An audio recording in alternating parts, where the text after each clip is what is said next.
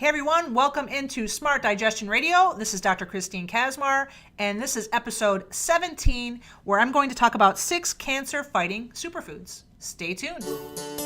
If there's an art to proper digestion, this show will make you a regular Picasso. Accent on regular, get it?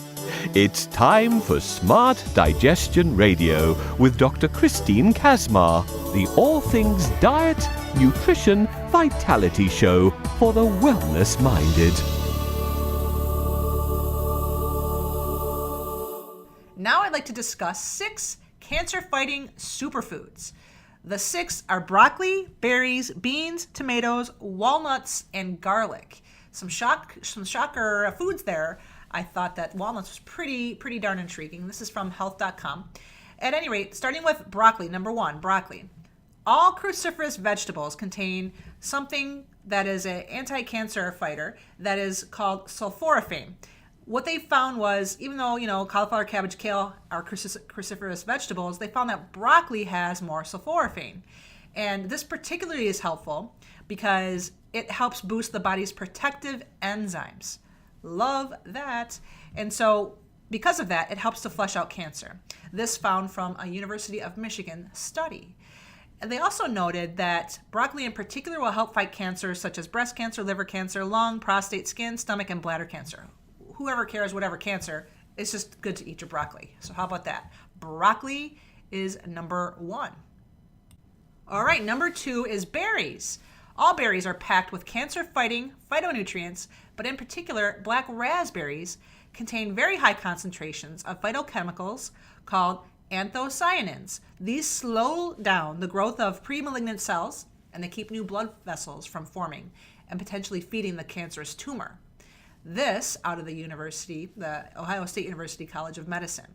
In particular, they found that berries help with cancers like colon, esophageal, oral, and skin cancers. But again, great to know that raspberries, specifically black raspberries, are very potent in these chemicals. So throw a bunch of the black raspberries into the cart when you go to the grocery store next. Number 3, beans. Out of Michigan State University, holla to my sister, fellow Spartan, they found that black and navy beans significantly reduce colon cancer, and this study was done on rats, but in part because a diet rich in the legumes increased levels of the fatty acid butyrate, which in high concentrations has protective effects against cancer growth. Another study in the journal Crop Science found dried beans particularly effective in preventing breast cancer. So there you have it. Black and navy beans, fantastic cancer fighters. Number 3, beans. All right, number 4, tomatoes. Very high source of lycopenes and a carotenoid that gives tomatoes their red hue. This is good news because the lycopenes are found to stop endometrial cancer cell growth. And this is from a study from the Nutrition and Cancer. Endometrial cancer causes nearly 8,000 deaths a year. Also noted was that it also helps with lung, prostate, and stomach cancers. So guess what? Cook up your tomato sauces, all my Italian friends. Get going on the salsa. Live it up. The lycopenes, good things, helping to fight cancer. So number 4, tomatoes. All right, we have number 5, walnuts. Walnuts have something called phytosterols, which are cholesterol-like molecules that you'll find in plants. At any rate, they found that these phytosterols help to block estrogen receptors in breast cancer cells. And so this is out of Marshall University School of Medicine out of West Virginia. Also particularly helpful toward the prostate health. So walnuts, go ahead and go nuts with walnuts. And it's going to definitely help you in many other areas, like giving you a good source of protein and so forth. A small amount of omega-3s that is, but wow, I was really surprised when I learned of this one. So walnuts is number 5. And number 6, saving the best in my view for last, is garlic. Garlic has phytochemicals that have been found to halt the formation of nitrosamines, carcinogens formed in the stomach and in the intestines in certain conditions. So when you have, consume nitrates, this is a common food preservative, it's definitely going to be a problem. So garlic is found that women with the highest amounts of garlic in their diets had a 50% lower risk of certain colon cancers than women who ate less amounts. So chopping up some garlic also releases some great enzymes that help fight cancer as well. So garlic is number 6. So let's go ahead and go through the 6 cancer-fighting superfoods as listed in health.com. And they are number 1, broccoli. Number 2, berries. Number 3, beans. Number 4, tomatoes. 5, walnuts. And 6, garlic. And here's a little more bonus info on garlic for you about garlic and its relationship with cancer. All right, now I want to shift into garlic and a 7-year clinical study on garlic curing cancer. So what was found was the largest study ever conducted in history on supplementing with garlic performed by the Chinese. They collaborated with the National Cancer Institute, and it was a test to basically see if garlic could reduce precancer gastric lesions. So this was a double-blind study, and it was random. So that means even the doctors and the people that are running the test, they didn't know what they were giving. So both the recipient and the actual person administering it didn't know if it was the real deal or not. At any rate, over 3,000 human subjects were tested over 7 years. And the results were that cancer was cut by 60% for the people with the highest intake of the chemicals from the garlic. And so there's a specific enzyme, my favorite thing in the world, and that enzyme in garlic is known as a compound known as allanase. And so that was found to stop cancer in 60% of these people. So one thing that they also notice is that if you want to get the maximum amount of allanase, you have to crush up and cut and crush up the garlic and let it sit on your countertop for about 15 minutes. That's what they found was the time necessary to have the greatest release of allanase. And so that's what was known as the anti-cancer compound. So how cool is that? Obviously I recommend garlic for people who have a cold and things like that for much the same thing because it's going to get rid of bad guys. But imagine this study on cancer and that they actually collaborated with the National Cancer Institute. Do you think it's a coincidence that it wasn't an American research team, that it was the Chinese?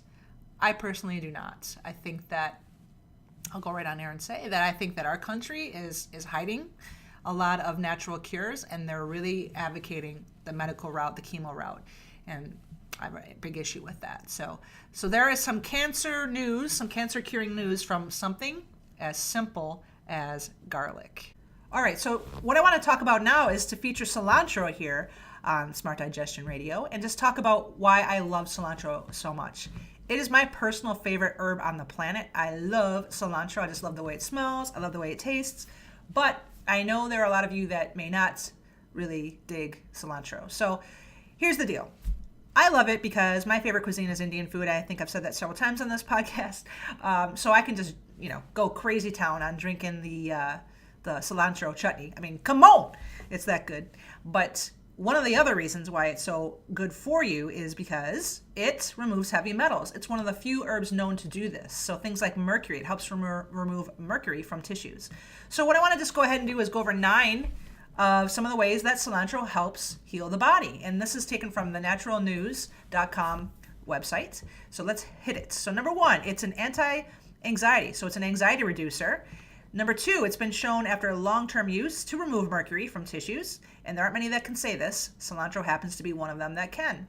Number 3, the small intestine reacts well to cilantro, and it helps remove waste from the small intestine, cilantro does. Number 4, it's great for your eyes. So macular degeneration, red eyes, eye disorders, cilantro is a great call. Number 5, it helps stave off infections and UTIs, urinary tract infections. Number 6, vitamin K plays the strongest roles in bone health, and cilantro is richest in this vitamin. Number 7, it helps prevent anemia by building up blood supplies. Number 8, very rich in antioxidants like quercetin. And number 9, when juiced and consumed as part of a regular routine, cilantro is known to help reduce the amount of damaged fats found in cell membranes. So I'd imagine it helps with free radicals as well. So here's what you can do. You just add a half a cup to your smoothie. See how you do. If you're one of these people who does not like the taste, try that to disguise it. But if you want to get up to like 6 cups a week, that's what's recommended here, obviously, or more. Anyone that's been on any kind of chemotherapy, which they use a lot of heavy metals and chemotherapy drugs, cilantro is a wonderful choice, an essential choice if you ask me, to go with the chemo or post-chemo for sure, because you're going to definitely have a lot of heavy metal buildup in your body. So I hope you've enjoyed the cilantro feature today on Smart Digestion Radio. All right, I hope you have enjoyed episode 17 of Smart Digestion Radio. To get some info on this show, simply go to thedigestiondoctor.com/17. And a couple of little things on the way out. If you would like to get my 10 tips to tame your toilet, my free email report there, go to thedigestiondoctor.com. You'll see it on every page. Very simple. It's in the upper right-hand side. Also, if you want to give me a review about what you think of Smart Digestion Radio's podcast, I would certainly appreciate an honest review from you. And you could do so by going to thedigestiondoctor.com/iTunes. And lastly, still looking for your questions. Fire off your questions to my email if that's the easiest way. And that email is support@thedigestiondoctor.com. And I lied, one more quick thing. My Facebook page. Head on over to facebook.com/thedigestiondoc, DOC, and go ahead and be a part of the 14,000 plus community over on my fan page. It's really active over there. I love everybody that takes part and participates. Special shout out to my friends in 603, Ezra, Zane, and Eminem. Saying hi to you guys. Thanks for listening. And until I see you next time, enjoy your lives, be happy, give somebody a hug that you don't even know, and I'll talk to you next time. Thank you for listening to Smart Digestion Radio with Dr. Christine Kaczmar. Have the most beautiful day.